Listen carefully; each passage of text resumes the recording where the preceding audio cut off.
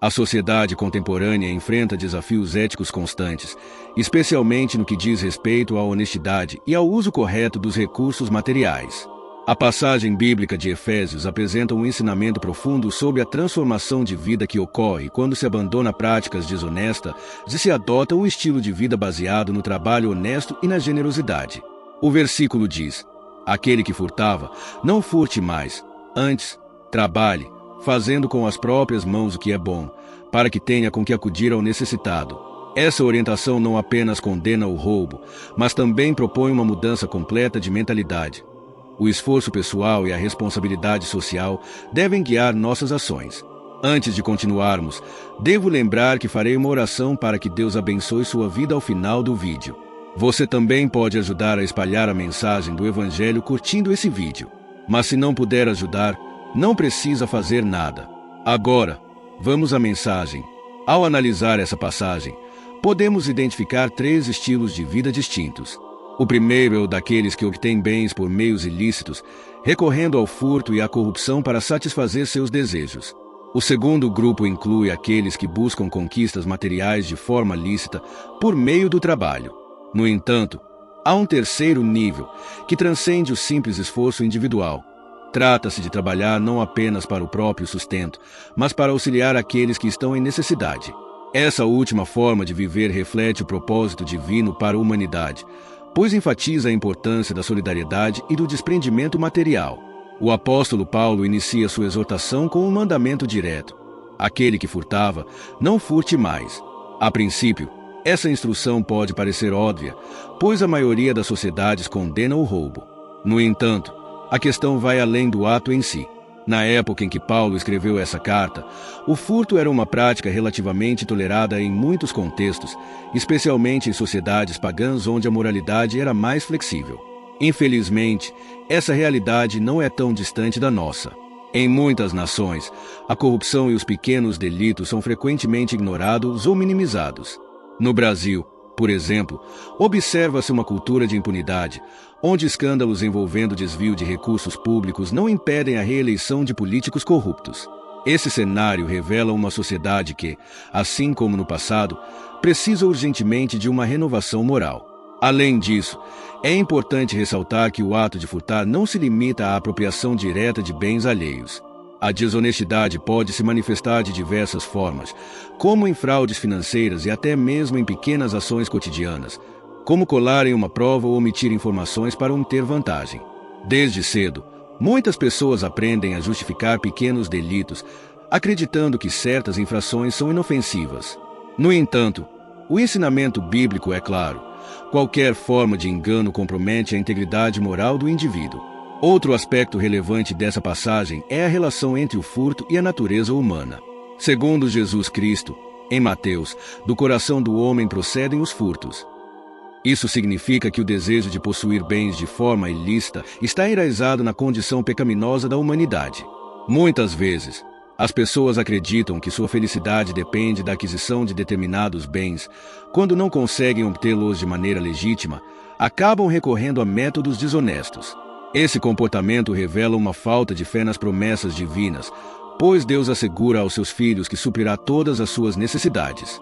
Diante dessa realidade, a transformação verdadeira só ocorre quando há um arrependimento genuíno e uma mudança de comportamento. A Bíblia oferece diversos exemplos de indivíduos que abandonaram a prática do roubo e tiveram suas vidas restauradas. Um dos casos mais marcantes é o do ladrão que foi crucificado ao lado de Jesus e recebeu a promessa de estar com ele no paraíso. Esse episódio ilustra que ninguém está além da redenção. Qualquer pessoa pode abandonar hábitos desonestos e trilhar um caminho de integridade. Por fim, o abandono da desonestidade deve estar acompanhado da confiança em Deus. O livro de Hebreus reforça essa ideia ao afirmar que o Senhor nunca abandona aqueles que nele confiam. Quando uma pessoa escolhe agir com honestidade, mesmo diante de dificuldades financeiras, ela demonstra fé no cuidado divino. Deus não promete riquezas a todos, mas garante o sustento necessário para aqueles que colocam sua confiança nele. O primeiro passo para uma vida transformada é reconhecer a necessidade de mudança. Não basta apenas evitar práticas desonestas, é preciso reformular a maneira de enxergar o trabalho e os bens materiais. Ao invés de buscar riqueza a qualquer custo, o cristão deve confiar que Deus proverá suas necessidades e conduzi-lo a uma vida de retidão. No versículo de Efésios, o apóstolo Paulo propõe um caminho alternativo ao furto, ao sugerir que, ao invés de roubar, o indivíduo deve trabalhar com as próprias mãos, fazendo o que é bom. Este ensinamento reflete um dos princípios mais profundos do cristianismo, o valor do trabalho honesto e digno. Trabalhar não é apenas uma necessidade prática para garantir a subsistência, mas uma forma de cumprir um propósito mais elevado, que é servir ao próximo e honrar a Deus através de nossas ações. O primeiro ponto a ser abordado nesse mandamento é a relação entre preguiça e roubo. Embora nem todo preguiçoso seja ladrão, é importante destacar que a falta de empenho no trabalho pode muitas vezes levar uma pessoa a recorrer ao furto. Em Efésios, Paulo opõe o trabalho ao roubo, sugerindo que o verdadeiro oposto da desonestidade não é simplesmente a restituição do que foi roubado, mas a adoção de um estilo de vida baseado no esforço pessoal e na ética do trabalho. Isso nos leva a refletir sobre a importância de cultivar uma mentalidade de dedicação e responsabilidade. Quando alguém é preguiçoso e não se dedica ao trabalho, a tentação do caminho fácil, como o furto, se torna mais atraente. A famosa expressão mente vazia, oficina do diabo, nos ensina que a falta de ocupação e ociosidade frequentemente conduzem o ser humano a escolhas erradas. Um trabalho árduo e honesto, que exige disciplina e empenho, é o que nos impede de cair nessa tentação e nos mantém no caminho da integridade. A Bíblia enfatiza a importância de não ser escravo da preguiça, pois ela destrói a oportunidade de crescimento e a satisfação do trabalho bem feito. A mensagem de Paulo também vai além do simples trabalho, como uma necessidade para viver. Ele nos orienta a buscar o que é bom, destacando que nem todo trabalho é digno ou ético. Existem muitas profissões e ocupações que, embora lícitas, não são moralmente aceitáveis. O trabalho que Deus deseja para seus filhos é aquele que contribui para o bem comum e não prejudica o próximo. No contexto moderno, isso significa que devemos questionar se o que fazemos no trabalho reflete os valores cristãos. Podemos nos perguntar: meu trabalho honra a Deus? Ele contribui positivamente para a sociedade? Ele promove a moralidade e o bem-estar dos outros? Infelizmente, em muitas áreas profissionais, a ética é muitas vezes deixada de lado em prol do lucro. O apóstolo Paulo nos ensina que, ao contrário, devemos buscar fazer o que é bom, ou seja, trabalhar de maneira que nosso esforço beneficie a todos ao nosso redor. Profissões que envolvem práticas corruptas, como o suborno, a exploração do trabalho ou o engano, não se enquadram nesse padrão de trabalho bom. Trabalhar para Deus é fazer o bem, e isso implica em não apenas ser honesto nas transações, mas também buscar o bem-estar dos outros, em vez de apenas buscar a própria vantagem. Outro ponto importante nesse mandamento é a dignidade do trabalho. O apóstolo Paulo nos convida a usar nossas mãos para realizar tarefas que sejam úteis para a comunidade. Ao contrário de viver à margem da lei ou buscar atalhos para o sucesso, o cristão é chamado a trabalhar de forma diligente e honesta. Isso reflete a própria natureza de Deus, que trabalha incessantemente em prol da criação e do bem-estar da humanidade. O trabalho se torna, assim, uma forma de colaborar com Deus na construção de um mundo melhor, mais justo e mais solidário. Este mandamento nos ensina que o trabalho honesto não é apenas um dever, mas também uma forma de mostrar nosso compromisso com a fé. Quando trabalhamos com dedicação e de maneira ética, estamos refletindo o caráter de Cristo em nossas vidas. Ele é o exemplo perfeito de serviço e dedicação, sempre colocando os outros em primeiro lugar e agindo em prol do bem coletivo. Ao seguirmos o exemplo de Jesus, o trabalho passa a ser uma maneira de adorar a Deus, não apenas como um meio de subsistência, mas como um canal de bênçãos para os outros.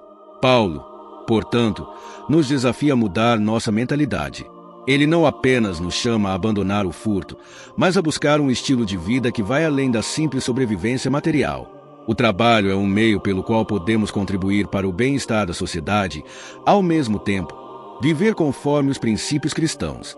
Esse padrão de vida exige que deixemos para trás a ideia de que o trabalho é apenas uma maneira de ganhar dinheiro e adotemos a perspectiva de que ele é uma oportunidade de servir ao próximo e honrar a Deus. Ao focarmos no que é bom e justo, nossa visão do trabalho e dos recursos materiais muda.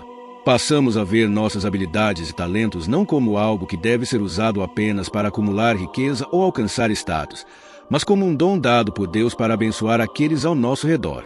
O trabalho, nesse sentido, se torna um ato de generosidade, onde nossa motivação não é simplesmente a autossatisfação, mas o desejo de ajudar os outros. Ao adotarmos essa mentalidade, a visão de trabalho no cristianismo se torna uma verdadeira vocação de serviço, alinhada com o propósito divino. Além disso, o apóstolo Paulo, em Efésios, não se limita a apenas recomendar que as pessoas abandonem o roubo e passem a trabalhar. Ele nos oferece uma visão mais ampla sobre a finalidade do trabalho. O versículo diz: para que tenham que repartir com quem estiver em necessidade. Essa frase revela o verdadeiro propósito do trabalho. Não apenas prover para si mesmo, mas também ser um canal de bênçãos para os outros. A ética cristã do trabalho enfatiza a solidariedade e a generosidade como valores centrais. O cristão não é chamado a acumular riquezas para si, mas a usar o que possui para abençoar o próximo. Este conceito vai muito além de um simples ato de doação. Paulo nos chama a uma mudança radical de mentalidade, onde o objetivo do trabalho não é o lucro pessoal, mas a capacidade de compartilhar com os outros. O trabalho se torna, então, uma forma de ministério. É uma maneira de cumprir o mandamento de amar ao próximo como a si mesmo. Esse princípio se reflete na prática cristã diária, onde o cristão é incentivado a viver de forma altruísta, considerando as necessidades dos outros como prioridade. Ao aplicarmos essa visão no nosso contexto atual, nos deparamos com um desafio significativo. Vivemos em uma sociedade altamente consumista, onde a busca por bens materiais e status social frequentemente supera os valores de generosidade e cuidado com o outro. No entanto, a mensagem de Paulo nos chama a agir de maneira contrária. O cristão é desafiado a trabalhar não apenas para o próprio benefício, mas para atender às necessidades daqueles que estão ao seu redor. Essa perspectiva subverte a lógica do individualismo e nos leva a adotar uma abordagem mais comunitária e solidária do trabalho. Esse princípio de generosidade não se limita apenas ao ato de doar dinheiro ou bens materiais. A Bíblia nos ensina que a verdadeira generosidade envolve todo o nosso ser, incluindo nosso tempo, talentos e habilidades. O cristão é chamado a ser generoso em todos os aspectos da vida, oferecendo seu trabalho de forma que beneficie a sociedade como um todo. Isso inclui ajudar aqueles que estão em necessidade, seja com recursos financeiros, apoio emocional ou mesmo habilidades que possam ser compartilhadas. O trabalho cristão, portanto, é uma forma de serviço ao próximo, um reflexo da graça divina que recebemos e que, agora, somos chamados a compartilhar com os outros. Além disso, a ideia de repartir com quem está em necessidade também nos leva a refletir sobre a responsabilidade social do cristão. A igreja, como comunidade de fé, deve ser um exemplo de generosidade, não apenas em termos materiais, mas também no cuidado espiritual e emocional daqueles que enfrentam dificuldades. O trabalho, então, torna-se uma forma de contribuir para o bem-estar coletivo, não apenas um meio de sobrevivência. A economia não deve ser vista apenas sob a ótica da produção e do consumo, mas também como um campo de atuação para a prática da justiça social e do amor cristão. Em Efésios, Paulo nos exorta a trabalhar não apenas para garantir nossa própria subsistência, mas para poder ajudar aqueles que estão em necessidade. Essa visão amplia o entendimento do que significa ser um trabalhador cristão. Não se trata apenas de cumprir uma obrigação, mas de entender o trabalho como uma oportunidade para expressar amor, solidariedade e compaixão. O cristão é chamado a ser um agente de transformação social, trabalhando para a construção de uma sociedade mais justa, generosa e equitativa. Portanto, o trabalho cristão é uma expressão de serviço, não apenas para com Deus, mas também para com os outros. O chamado para trabalhar com as próprias mãos não é apenas uma instrução prática, mas um convite para viver uma vida alinhada com os princípios de Cristo. Ao trabalharmos de maneira honesta, ética e generosa, estamos, na verdade, manifestando o amor de Deus no mundo. A mudança que Paulo propõe não é apenas externa, mas interna, transformando nossa visão do trabalho e do que ele pode representar em nossas vidas. O trabalho, quando visto sob a ótica cristã, se torna um instrumento de bênção, tanto para quem o realiza quanto para aqueles que se beneficiam dele. Portanto, ao refletirmos sobre esse mandamento, somos desafiados a reconsiderar nossas prioridades e a redefinir o propósito de nossas vidas profissionais. O trabalho não é apenas um meio de sustento, mas uma oportunidade de servir ao próximo e de viver conforme os princípios divinos. Ao focarmos na generosidade, no altruísmo e na ética do trabalho, estamos não apenas cumprindo uma obrigação moral, mas também manifestando o reino de Deus na terra.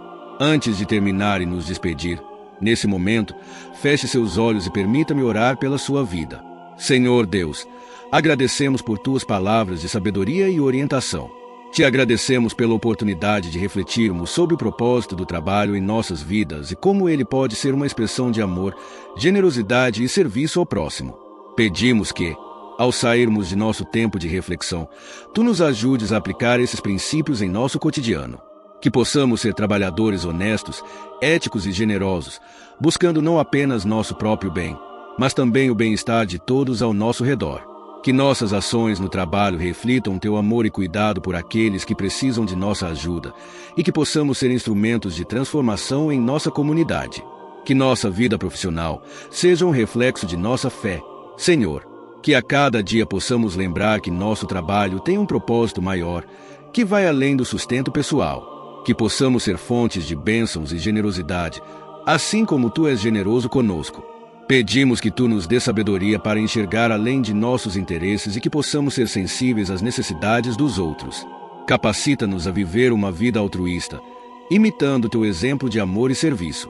Que o trabalho, para nós, não seja apenas uma forma de ganhar a vida, mas uma maneira de honrar a ti e servir aos outros. Abençoa-nos com a força necessária para viver de acordo com os princípios que aprendemos hoje. Que nossa vida seja uma testemunha viva de teu reino aqui na terra. Em nome de Jesus, oramos. Amém. Não se esqueça de ajudar a espalhar a mensagem do Evangelho. Que você continue caminhando na luz da verdade de Deus e que Ele te abençoe. Até a próxima.